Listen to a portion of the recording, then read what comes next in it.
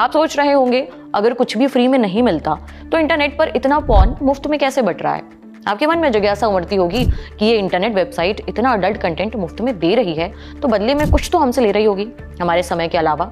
और अगर ले रही है तो फिर वो चीज क्या है, और अगर नहीं ले रही है तो फिर ये पैसा कमाती कैसे है। हम करेंगे आपकी सभी जिज्ञासा को शांत। आज जानेंगे कि कैसे बनी $1 बिलियन की ये अडल्ट कंटेंट इंडस्ट्री।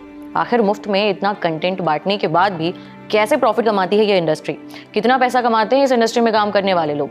आज हम एक ऐसी ही चीज पर बात करने वाले हैं जो फ्री में मिलती है और खूब सारी मिलती है। वही एक चीज जिसके बारे में किसी कवि ने लिखा है, अडोलेसेंट के मौसम में तन्हाई के आलम में मैं कमरे की कुंडी लगा आया, फोन का इनकॉग्निटो ब्राउजर भी खोल आया, अभी अकेला हूं तो देख लेने दो, इंटरनेट ऑन करके ये नीला समंदर पी लेने दो।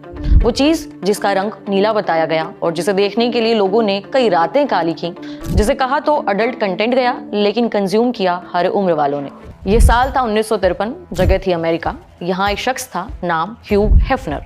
उसने किसी तरह जुगाड़े $8,000 और फिर अपनी किचन के टेबल पर उसने तैयार की एक मैगजीन। इस मैगजीन के कवर पेज पर थी मशहूर एक्ट्रेस मर्लिन मुनरो की तस्वीर और मैगजीन के अंदर के पन्नों में था मर्लिन के न्यूड फोटोज का कलेक्शन।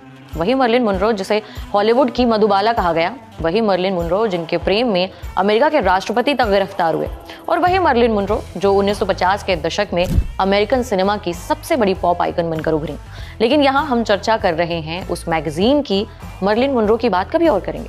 तो जनाब ह्यू हेफनर के किचन टेबल पर जिस मैगजीन का जन्म हुआ, उसने दुनिया को एक नया कारोबार सिखाया, कारोबार कामुकता को बेचने का।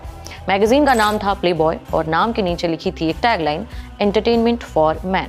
प्लेबॉय लॉन्च होते ही जबरदस्त हिट हो गई, जामफाड़ कमाई की और देखते ही देखते इसकी 50,000 कॉपियां बिक गईं।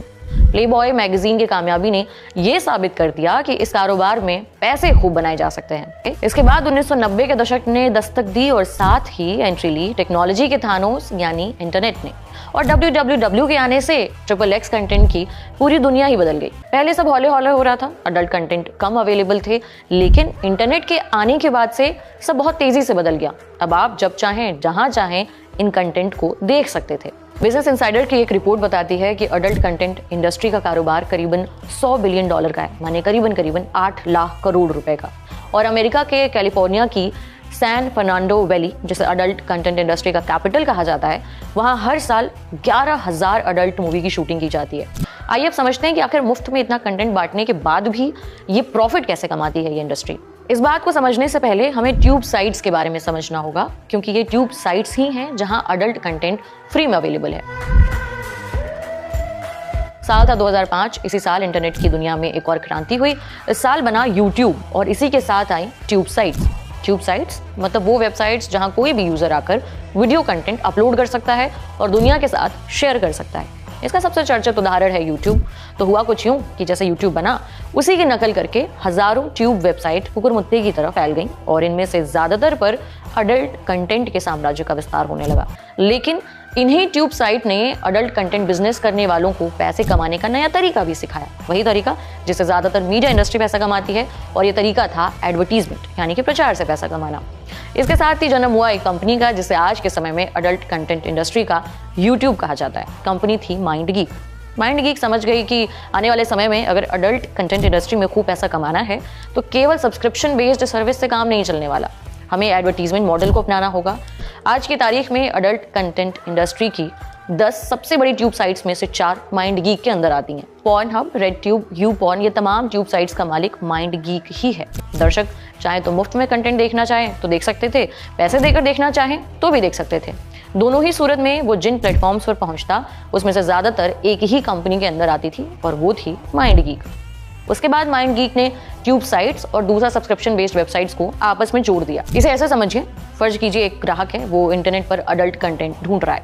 अगर वो इसे देखने के लिए सब्सक्रिप्शन बेस्ड वेबसाइट्स जैसे कि ब्रेजर्स या फिर नॉटी अमेरिका पर जाता है तो उससे ये कंपनियां सब्सक्रिप्शन के पैसे चार्ज करेंगी। उसके पास ये ऑप्शन है कि वो 1 दिन का भी सब्सक्रिप्शन ले सकता है, 1 सप्ताह का भी और 1 साल का भी। हर तरह के विकल्प उसके पास मौजूद होंगे। कुछ एक वेबसाइट लाइफ टाइम मेंबरशिप भी देती हैं जो करीबन 25 साल तक वैलिड रहता है। लेकिन इसमें एक पेंच है, कई बार ग्राहक बहुत कम समय के लिए सब्सक्रिप्शन खरीदते हैं और इसके लिए उन्हें अपने क्रेडिट या डेबिट कार्ड के डिटेल्स वेबसाइट पर जमा करने पड़ते हैं। अब अगर आपने उस तय की गई समय सीमा के अंदर अपने सब्सक्रिप्शन को कैंसिल नहीं किया तो फिर आपके अकाउंट से ऑटोमेटिक पैसे काट लिए जाएंगे और आपका सब्सक्रिप्शन रीन्यू होता रहेगा, ठीक उसी तरह से जैसे बाकी सारे OTT प्लेटफॉर्म्स पर होता है।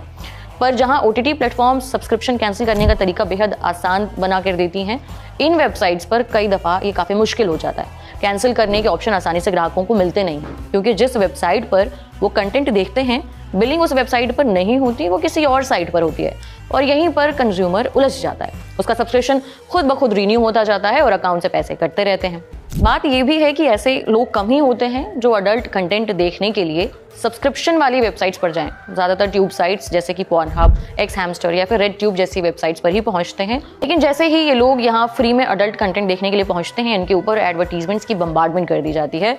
ये यहाँ पहले इन एडवर्टीजमेंट्स को देखने में कई मिनट ज़ाया करते हैं, कई दफ़ा इसके बटन दबाते हैं और फिर किसी तरह ये उस ओरिजिनल वीडियो तक पहुँचते हैं जिसे देखने के मकसद से वो आए थे। उसके बाद भी जब ये उस वीडियो को देख रहे होते हैं, बगल में कुछ खिड़कियाँ खुली होती हैं जो इनको कुछ ना कुछ बेचने के लिए उतारू रहती हैं। कोई इनको यहाँ से उन वेबसाइट पर ले जाना चाहता है जहाँ प्रीमियम अडल्ट कंटेंट मिल रहा हो, कोई इन्हें सेक्स और कामुकता से जुड़े अन्य प्रोडक्ट्स बेचता रहता है, तो कोई एस्कॉर्ट सर्विस मुहैया कराना चाहता है और इन्हीं एडवर्टीजमेंट से बनाती है ट्यूब साइट्स मोटा पैसा। इस रेवेन्यू मॉडल से अडल्ट कंटेंट इंडस्ट्री को कितनी आमदनी होती है, इसका अंदाज़ा आप ऐसे लगा सकते हैं कि पॉर्नहब अडल्ट कंटेंट दिखाने वाली दुनिया की सबसे बड़ी ट्यूब साइट है और माइंड गीक की ही सब्सिडियरी कंपनी है। एक आंकड़े के मुताबिक दुनिया की सबसे ज़्यादा चर्चित वेबसाइट के रैंकिंग में पॉर्नहब 12वें नंबर पर आती है। शॉपिंग वेबसाइट अमेजॉन भी इस मामले में इससे पीछे है और ये वेबसाइट अकेले साल के $450 मिलियन, करीबन 4000 करोड़ की कमाई करती है। अडल्ट कंटेंट इंडस्ट्री में काम करने वाले एक्टर एक्ट्रेस की कमाई कई बातों पर निर्भर करती है, जैसे कि उनकी उम्र क्या है, उनकी पॉपुलैरिटी कितनी है और सेक्स सीन कौन सा है। इनको वीडियोस के हिसाब से पैसे नहीं मिलते बल्कि सीन के हिसाब से पैसे मिलते हैं। कि एक्ट्रेस की उम्र जितनी कम होती है, डिमांड उतनी ज़्यादा होती है। आमतौर पर 22 से 26 साल तक की उम्र में किसी भी एक्ट्रेस को सबसे ज़्यादा काम ऑफर किया जाता है और इसी उम्र के आसपास वो साल भर में 100 सीन कर लेती है। अडल्ट कंटेंट इंडस्ट्री में एक्टर और एक्ट्रेसेस को काम एजेंट्स दिलाते हैं और बदले में ये एजेंट्स उनकी कमाई का कुछ हिस्सा कमीशन के रूप में ले लेते हैं।